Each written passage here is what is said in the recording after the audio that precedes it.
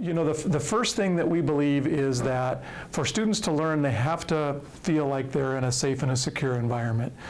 So safety is something that we have really spent the last 3 to 4 to 5 months working on. Now, it's changed a little bit as time has gone on, but we've got about 5 or 6 things in place that we're trying to do to help our students stay safe as much as possible. Right now, if you come in our building, you are getting your temperature taken, but as of August 1st, we will no longer be doing that.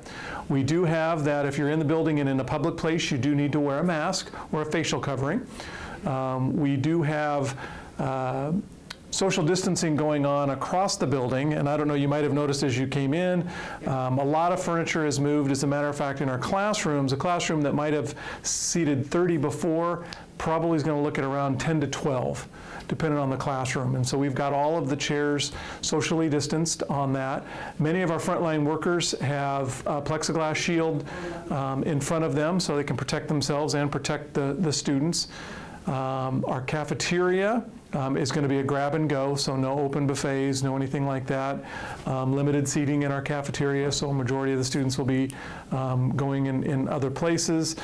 We have had our one-to-one computer initiative for a long time. Okay. And so what we're going to do is try to have more online instruction. So we used to have a fully online course and then what we call a face-to-face course. Now our face-to-face courses are all changed to what we're calling flex courses, which is face-to-face because we know we hear from our students face-to-face is important. We need to have some of those connections, but we don't believe we can bring as many people to the campus every day like we did before. So in our flex courses, a part of your education is going to be face-to-face, but a part of it is going to be online as well. Oh yeah, we're close to 50% before. We were probably 40–45%, and we're going to be over 50% now. As a matter of fact, for our summer, we were around 90% of our enrollment was online, and that was intentional for summer. How many students attend this school? So we have a little. Fall of last year, we had almost 6,000. 5,900, I think 75, somewhere in there. So we're expecting maybe a little bit of an increase in enrollment this year, so a little over 6,000. This campus itself, about 3,000 to 3,500 students a day we would traditionally have, and we're probably looking at 1,500 to 1,800 students with the format that we've got. But we're also going to spread people out as far as the day. Mostly in education, that kind of 9 to 1 o'clock is a really busy time, and everybody wants that. And we're going to try to really spread that out for more of an 8 to 4 or 5 time frame, so we can get the instruction that we need, but not have as many people here at one time. So we do have our residence halls. We are going to have a decreased capacity, and basically we're going to no more than 1 student per room, and no more than 2 students would share a bathroom at any one time. Okay, that's good. So that'll significantly reduce our occupancy, but we think it's a formula that keeps our students as safe as possible. Times as much as possible. The gym, the dining hall. There is a dining hall here, right? Yep, we do have that. Our gym right now is not open, and we're not quite sure when we will open it. I think certainly while the weather's nice, we're going to encourage soccer outside and other walking and running outside, and we'll have to reevaluate that as we go. But right now we're not opening the gym, and the cafeteria is more grab and go and limited seating there, so I expect people will grab their lunch and eat them in different parts of the building as well. Sounds good. Is there an app where students can order ahead of time and just pick it up for dining purposes? Yeah, so we're not running our dining anymore. Oh, okay. I would have to work with them. I know they're doing a number of different things, but I think it's mostly kind of preparing a number of different things and having them ready for the students to come in and get them. I don't know that they're doing the special order. Probably the most difficult thing is trying to figure out what is the right environment that people will feel safe and that will keep them safe. And you know, as I think back to March, that's changed so much in what we do. Acquiring enough supplies is a tough thing, and we're trying to buy hand sanitizer by the barrel. We're trying to buy Clorox wipes by the barrel. It was hard getting all the plexiglass shields that we've got, making sure that we have enough masks for our staff, making sure that we can help our staff and our students really overcome some of the fears that people have.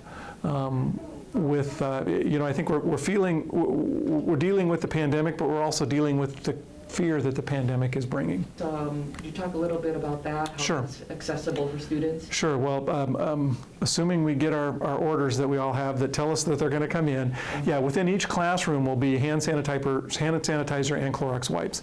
So a student can use the hand sanitizer. I don't know why I couldn't say that. That's fine, we can take it again. Go ahead. And then grab a Clorox wipe and wipe down their workstations as they go in, or learning stations.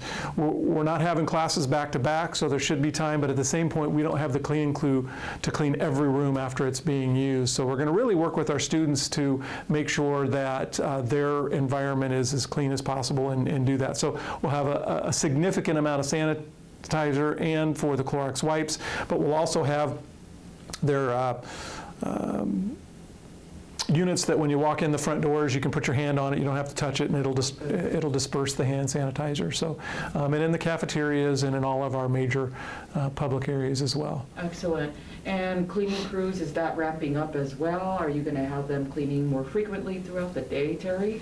Yeah, we've been cleaning a ton. We have bought some things that I guess they're called bombing, so you can go in and kind of bomb a classroom or an area, and it I think needs only like 3 or 4 minutes after you do that. So absolutely, cleaning has been ramped up, but we don't have near as many people in the building right now as we will, and we're increasing the number of custodial staff that we have and trying to make sure that we can clean nonstop. Okay, so Changing their schedules so that they're here.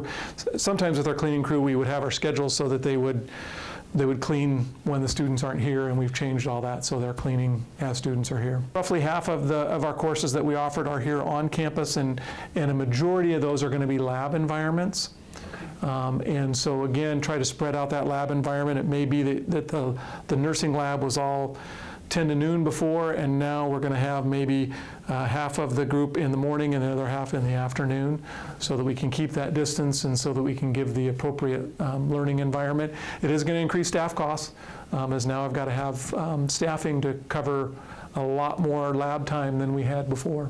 Oh, so you hired more staff? Working on that, but yes. Okay, Yep. sounds good. Curious to know about what happened with the foreign exchange students.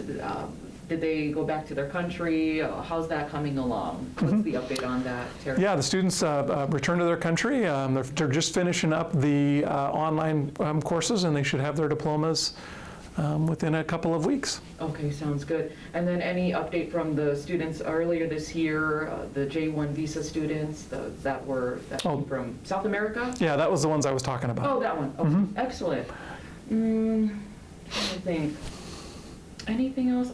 Students can enter from any part of the building, any part of the campus, any entryway. They don't have to go through one site, right? Right now we're entering just in entrance 1, but as the school year gets going, we didn't feel like that we could do that. So our entrances will be open, and they'll be monitored by our security. Anything else that you'd like to tell our reviewers about how these changes are happening to ensure the safety of the staff and the students here at Sure. WIT?